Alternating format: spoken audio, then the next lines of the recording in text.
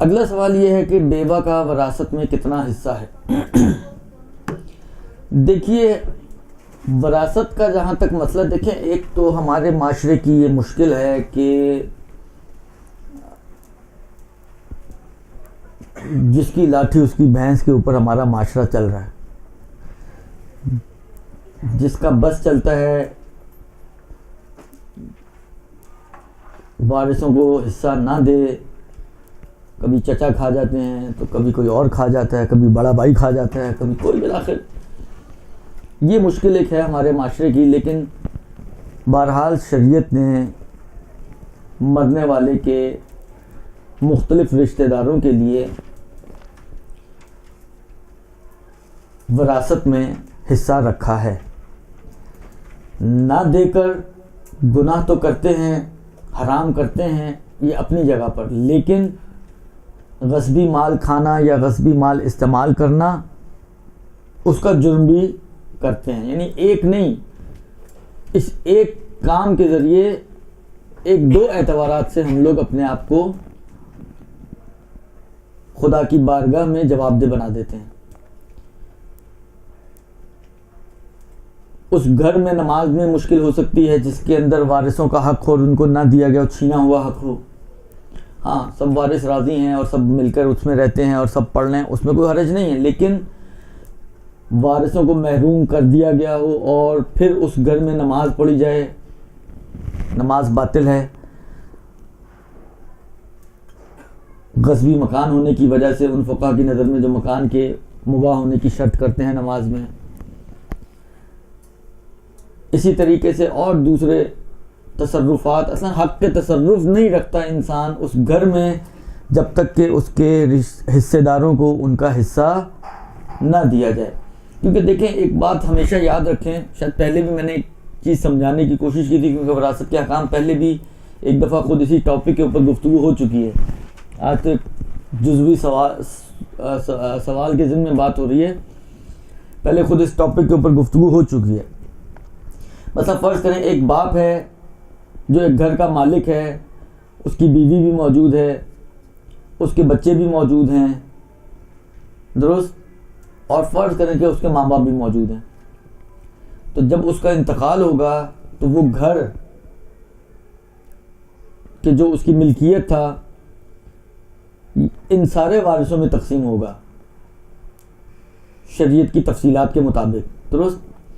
اور یہ سب کے سب وارث اس گھر میں شریک ہیں، اور ان کی شرکت، دیکھیں شرکت دو طرح سے ہوتی ہے. ایک مطلب فرض کریں یہ پلاٹ ہے، میں نے اور زید نے مل کر یہ پلاٹ خریدا، مگر اس قرارداد پر کہ مثلا آدھا رائٹ ایک کا ہے اور آدھا رائٹ لیفٹ دوسرے کا ہے، درست. یعنی ایک پلاٹ ہے، اس کے درمیان سے ہم نے دو حصے کر دیے ہیں، اور اسی قرارداد پر یہ خریدا گیا ہے کہ یہ پلاٹ اگرچہ پورا ایک پلاٹ ہے لیکن رائٹ والا حصہ مثلا زید کا اور لیفٹ والا حصہ مثلا میرا.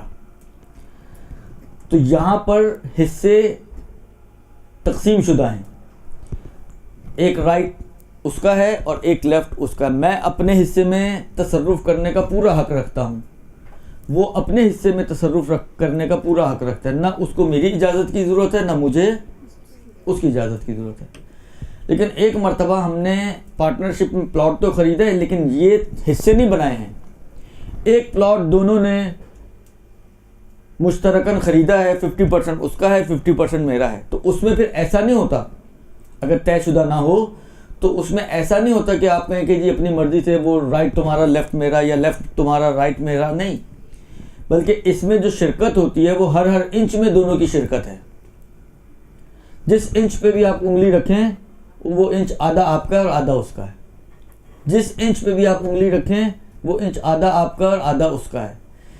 لہذا اس قسم کی شرکت میں استعمال کے لیے دونوں فریقین کی رضامندی ضروری ہوتی ہے. اگر دونوں راضی نہ ہوں تو ان کا تصرف غاصبانہ تصرف بن جائے گا، استعمال حرام ہو جائے گا. سمجھ میں آ رہی بات؟ اب یہ جو فرض کریں باپ کا انتقال ہو گیا، ایک گھر چھوڑ کے گیا، مثلا فرض کریں باپ کے ماں باپ، باپ کی زوجہ اور باپ کی اولادیں، فرض کریں 2 اولادیں، ایک بیٹا ایک بیٹی، 2 یہ اور 2 وہ، 4 اور ایک بیوی، 5 آدمی اس گھر میں شریک ہیں. تو ان کی شرکت کیسی ہے؟ آیا وہ معین والی ہے یا معین والی نہیں ہے، غیر معین شرکت ہے؟ تو کیونکہ کوئی قرارداد تو نہیں ہے یہاں پر، لہذا یہ جو شرکت ہے وہاں تو ہر انچ میں 2 آدمی شریک تھے، یا ہر انچ میں 5 آدمی شریک ہیں. البتہ بیوی کے اندر کچھ تفصیلات ہیں جو بھی آئیں گی، ابھی صرف سمجھانے کی حد تک مسئلے کو سمجھا رہا ہوں میں، درست؟ تو ہر انچ میں 5 آدمی شریک ہیں، تو 5 کی رضامندی کے بغیر تصرف نہیں ہو سکتا. لہذا فرض کریں اولادیں کہتے ہیں کہ جی ہمیں ہمارے گھر کا حصہ چاہیے اور ہم راضی نہیں ہیں کہ اس کو آپ استعمال کریں، تو باقی لوگ بھی اس کو استعمال نہیں کر سکتے ہیں. اگر استعمال کریں گے، نماز پڑھیں گے یا جو بھی تصرفات اس میں انجام دیں گے، وہ سب کے سب غاصبانہ تصرفات بن جائیں گے. اس لیے ضروری ہے کہ جب بھی کسی شخص کا انتقال ہو، جتنے بھی وارث ہوں یا تو ان سب کی رضامندی حاصل کی جائے تصرفات کے لیے، یا پھر اس کو تقسیم کر دیا جائے اور سب کو ان کا حصہ دے کر فارغ کر دیا جائے. اب ان کا جو سوال ہے وہ یہ ہے کہ بیوی کا کتنا حصہ ہے وراثت میں. دیکھیں، ایک تو یہ کہ دیکھنا یہ پڑتا ہے کہ یہ جس عورت کا انتقال ہوا ہے یا جس مرد کا انتقال ہوا ہے، یہ صاحب اولاد تھا یا صاحب اولاد نہیں تھا. اگر صاحب اولاد ہو تو بیوی کو 1/8 ملتا ہے، اور اگر صاحب اولاد نہ ہو تو بیوی کو 1/4 ملتا ہے، درست؟ اچھا، یہ ایک بیوی ہو تب بھی یہی حصہ ہے، اور کوئی مرد آدمی تھا، 4 بیویاں تھیں تب بھی یہی حصہ ہے. یعنی پھر 1/8 کو 4 میں تقسیم کیا جائے گا. فرض کریں 80,000 چھوڑ کے مرا ہے تو 1/8 کے حساب سے 10,000 بیوی کا حصہ ہے. ایک بیوی ہے تو یہ 10,000 اسی ایک کو مل جائیں گے، اور 4 بیویاں ہیں تو 2,500 دونوں چاروں کو مل جائے گا. یعنی حصے میں کوئی تبدیلی نہیں آئے گی. بیویوں کے بڑھنے سے حصہ نہیں بڑھے گا. جو لوٹ مار کر لی دنیا میں وہ کر لی بس. اب مرنے کے بعد اس سے زیادہ کی گنجائش نہیں ہے. لہذا 1/8 اولاد نہ ہونے کی صورت، اولاد ہونے کی صورت میں، اور 1/4 اولاد نہ ہونے کی صورت میں، ایک بیوی ہو تو یہ 1/8 یا 1/4 اسی کو ملے گا. ایک سے زیادہ ہوں، 2 ہوں، 3 ہوں، 4 ہوں، جتنی بھی ہوں، بہرحال ان میں مساوی طور پر تقسیم کر دیا جائے گا. یہ تو ایک چیز.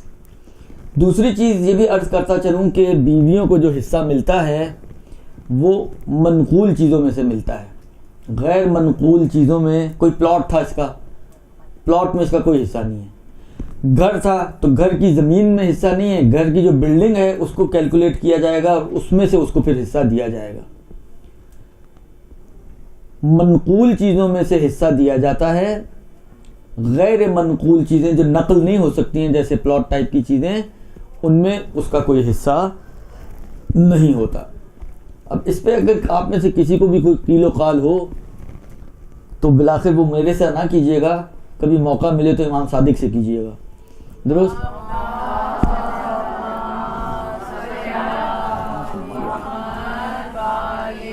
کیونکہ بالآخر یہ دین ہمیں انہی سے ملا ہے، اور جو انہوں نے کہا ہے وہ فقہا نے بیان کر دیا آپ کی خدمت میں کہ یہ